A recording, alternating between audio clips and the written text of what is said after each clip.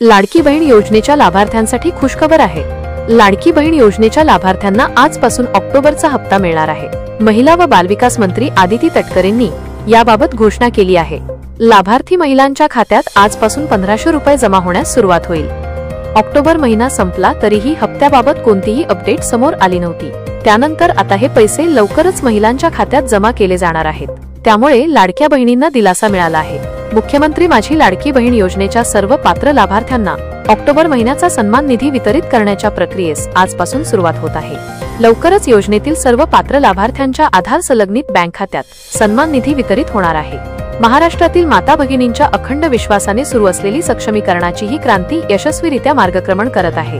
ही वाटचाल अशीच अखंडपणे सुरू ठेवण्यासाठी मागील महिन्यापासून ladkibaheen.maharashtra.government.in या संकेतस्थळावर eKYC सुविधा उपलब्ध करून देण्यात आली आहे। सर्व लाडक्या बहिणींनी 18 नोव्हेंबरचा आधी eKYC प्रक्रिया पूर्ण करावी ही नम्र विनंती, असं आदिती तटकरेंनी पोस्टमध्ये म्हटलं आहे।